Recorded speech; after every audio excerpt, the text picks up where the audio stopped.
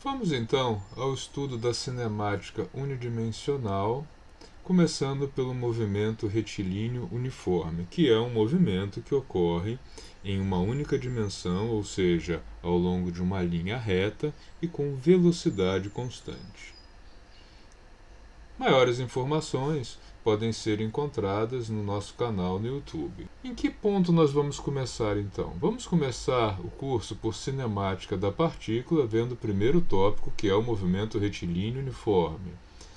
Aqui nós vamos cobrir todo o estudo de cinemática da partícula, que é a descrição dos movimentos dos corpos materiais com dimensões desprezíveis, partículas, essa descrição sem ter nenhuma preocupação com as causas do movimento, que é o que caracteriza a cinemática. Depois nós vamos passar a dinâmica, depois a energia mecânica, e aí sairemos então do estudo do movimento de corpos com dimensões desprezíveis e passaremos ao estudo do corpo rígido. Hoje, então, começamos aqui com o movimento retilíneo uniforme.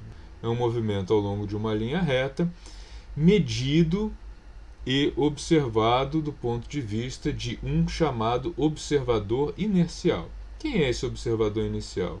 Ele fica aqui numa posição e, em relação a ele, são medidas as distâncias do objeto observado e também é com ele que permanece o cronômetro, que indica qual a posição do objeto em cada instante de tempo. Esse movimento, medido aí em relação a esse observador inercial, tem uma trajetória retilínea e ele atribui o sentido positivo para um dos lados da possível trajetória. Nesse caso, a seta indica que positivo é para cá. Se o objeto se desloca para o outro lado, ele tem uma velocidade que ele aponta com sinal negativo. Também, se esse observador inercial marca o zero do sistema de observação, aquilo que estiver para o lado oposto ao que ele convencionou como positivo vai aparecer com sinal negativo. Vamos ver alguns exemplos. Aqui nós temos um movimento que no início da cronometragem, no 0 segundo, estava junto ao observador no marco zero do sistema de coordenadas.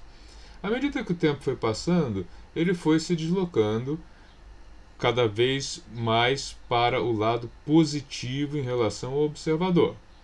Com 1 segundo de movimento, o objeto estava a 10 metros de distância, com 2 segundos a 20 metros de distância, e assim sucessivamente, se distanciando de 10 metros em cada segundo de movimento, chegando aí a 10 segundos de movimento numa posição 100 metros distante do observador.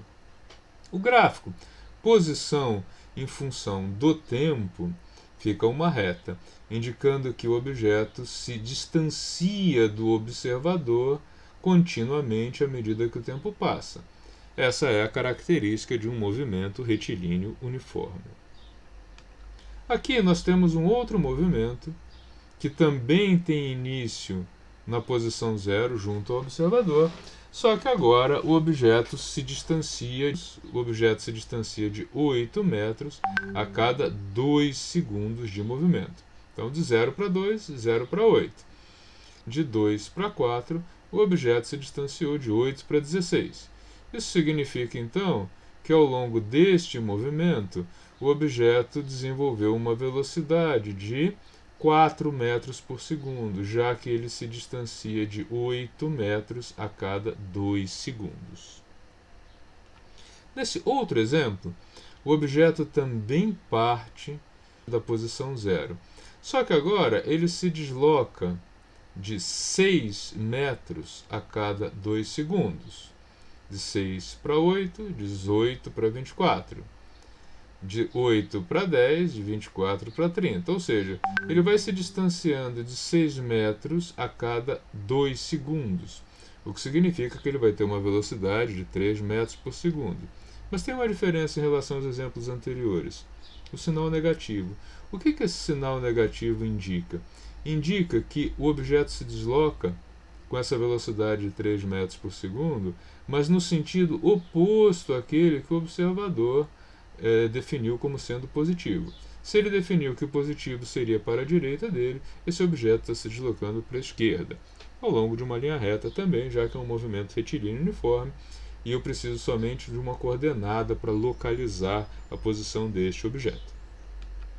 Nesse outro exemplo, nós temos dois movimentos, duas partículas monitoradas por um mesmo observador. No início da observação, no t igual a 0 segundos, os dois objetos estavam na origem. Na medida que o tempo foi passando, eles foram se distanciando. O objeto x1, o objeto 1, se distancia com uma velocidade maior. A cada 2 segundos, o objeto 1 percorre uma distância de 12 metros, ao passo que o objeto 2, a cada 2 segundos, ele percorre uma distância de 4 metros. Podemos então dizer que o objeto 1 se desloca com uma velocidade de 6 metros por segundo, ao passo que o objeto 2 se desloca com uma velocidade de 2 metros por segundo. No gráfico, nós vemos que o objeto 1 aparece aqui em azul, uma reta mais inclinada, indicando que ele percorre distâncias maiores nos mesmos intervalos de tempo em relação a esta outra reta aqui, que está associada ao movimento da partícula 2. Observem que, apesar de saírem juntos, com 20 segundos de movimento, o objeto 2 está na posição 40 metros, ao passo que o objeto 1 já atinge a posição de 120 metros. Ou seja, eles têm uma distância aí relativamente grande para um tempo curto de movimento. Neste outro exemplo, nós temos também dois movimentos com velocidades diferentes. Só que agora, no instante 0, o objeto 1 estava localizado na posição 0. É esse aqui. O objeto 2 já estava 20 metros à frente. Porém, a curva nos mostra que o objeto 2 tem uma velocidade menor e o objeto 1 uma velocidade maior. Tanto é que esses objetos vão se encontrar no instante t igual a 5 segundos, como mostra aqui, com 40 metros. E o objeto 2 vai ficar para trás, porque o objeto 1 tem uma velocidade maior. Olhando para os dados, o objeto 1 se desloca de 8 metros a cada segundo. Essa é a velocidade dele, então, 8 metros por segundo. Enquanto que o objeto 2 se desloca com uma velocidade de 4 metros por segundo. Por isso, apesar de ter saído 20 metros na frente, ele fica para trás após 5 segundos de movimento. De uma maneira genérica, então, podemos dizer que todos os movimentos com essa característica de ser em linha reta com velocidade constante podem ser descritos por uma equação que relaciona a posição do objeto com o tempo, assim, posição x para qualquer t é igual à posição inicial mais o produto da velocidade, que é constante, pelo tempo.